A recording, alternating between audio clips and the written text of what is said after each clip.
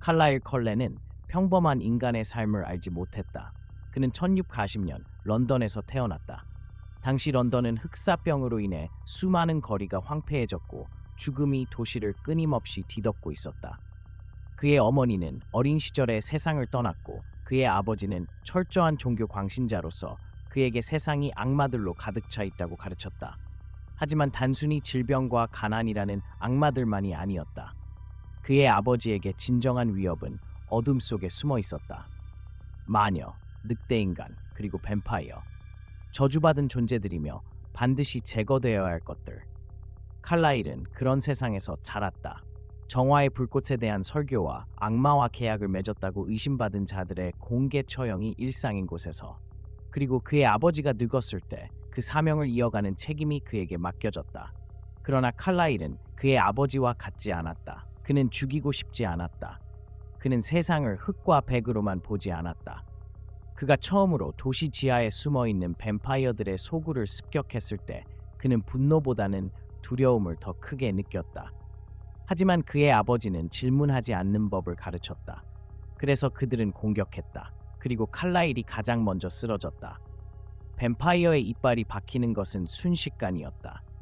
그것은 교회에서 속삭이던 이야기들과는 달랐다. 빠른 움직임, 날카로운 통증, 그리고 불길. 칼라일은 죽지 않았다. 그러나 그는 더 이상 인간도 아니었다. 그가 깨어났을 때 그는 눈을 뜨기도 전에 이미 알았다. 세상이 달라졌다. 소리, 냄새, 밤의 선명함, 그리고 무엇보다도 목마름. 그의 목을 태우며 사륙을 요구하는 끝없는 갈증. 그러나 그는 굴복하지 않았다. 그럴 수 없었다. 그는 도망쳤다. 하수구를 기어다니며 인간들을 피해 숨어 지냈고 죽음을 기다렸다. 하지만 뱀파이어는 굶주려도 죽지 않는다. 그래서 그는 버티는 법을 배웠다. 그는 동물의 피 냄새가 인간의 피보다 덜 고통스럽다는 것을 깨달았다. 그리고 어느 날 더 이상 참을 수 없을 때 그는 처음으로 사냥을 했다. 쉽지 않았다. 자연스럽지도 않았다. 그러나 효과가 있었다. 그 순간 칼라일은 다른 어떤 뱀파이어도 시도하지 않았던 일을 했다. 그는 괴물이 되지 않기로 결심했다. 그는 오랜 세월 동안 유럽을 떠돌았다. 언제나 혼자였고 언제나 같은 종족을 피했다. 그러나 그는 영원히 어둠 속에 머물 수는 없었다. 인간의 세계가 그를 부르고 있었다. 소속되고 싶다는 욕망, 단순한 포식자가 아닌 존재가 되고 싶다는 갈망이 그를 놓아주지 않았다. 그래서 그는 공부했다. 배웠다. 그리고 마침내 그는 갈증을 통제할 수 있다는 것을 깨달았다. 인간을 죽이지 않고도 그들과 함께 살아갈 수 있다는 것을. 그는 의사가 되었다. 세월이 흘렀다. 왕국이 무너지고 제국이 세워지는 것을 보았다. 계몽주의와 산업혁명을 지켜보았다. 그리고 그 모든 시대마다 그는 돕는 사람이었다. 그는 병원과 전쟁터에서 그림자처럼 존재했다. 목숨을 빼앗는 것이 아니라 구하는 뱀파이어. 그의 종족 사이에서도 전설적인 존재가 되었다. 칼라일 컬렌, 사냥을 하지 않는 뱀파이어. 그러나 그의 존재는 여전히 외로웠다. 아무리 오랜 세월이 지나도 그는 여전히 혼자였다. 그러다가 그는 에드워드를 만났다. 그리고 에스미, 로잘리, 에밋, 앨리스와 제스퍼. 조금씩 그의 가족이 늘어갔다.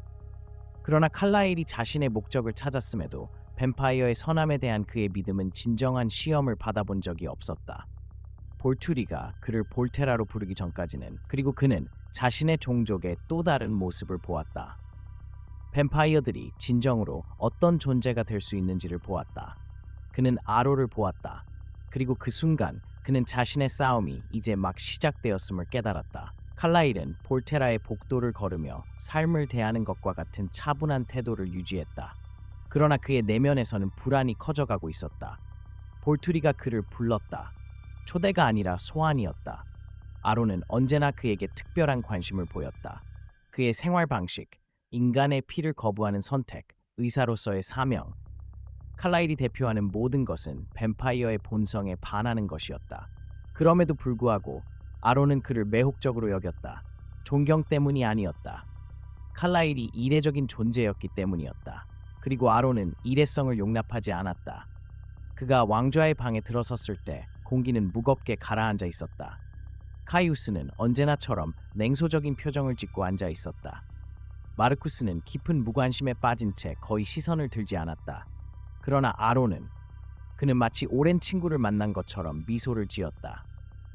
칼라일, 나의 소중한 칼라일, 다시 만나서 반갑구나. 칼라일은 공손하게 고개를 숙였다.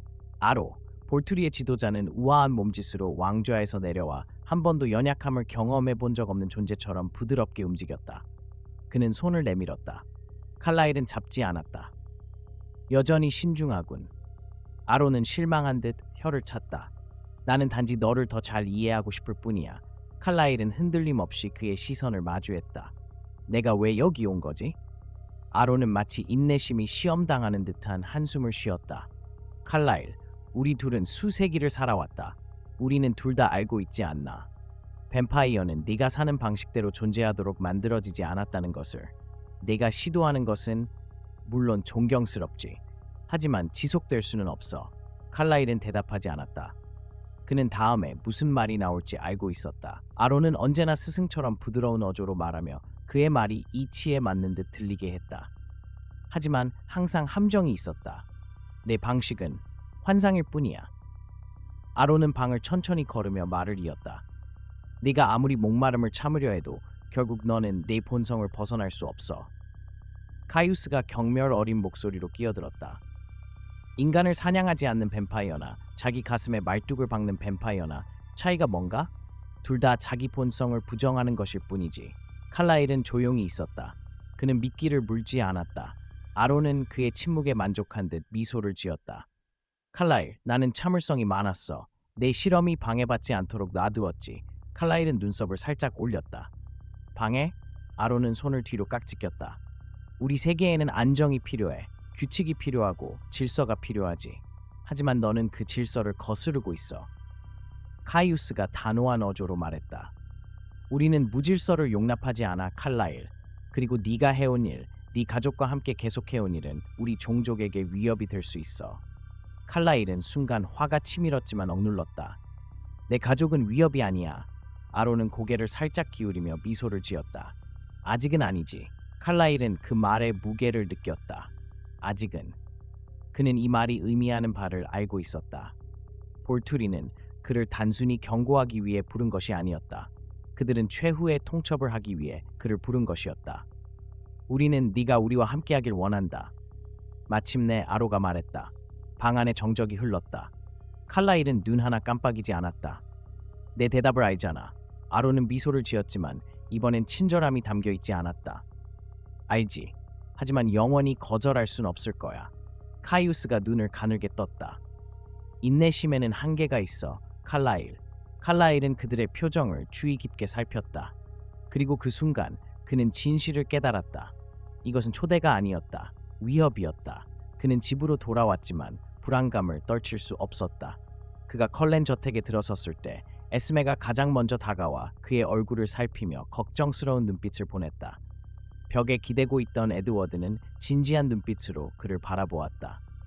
뭐라고 했어? 칼라일은 천천히 코트를 벗으며 말을 곱씹었다. 우리를 지켜보고 있어. 에스메가 그의 손을 잡았다. 우리가 위험해? 칼라일은 그녀를 다정하게 바라보았다. 지금은 아니야. 계단에서 내려오며 대화를 듣던 로잘리는 팔짱을 꼈다.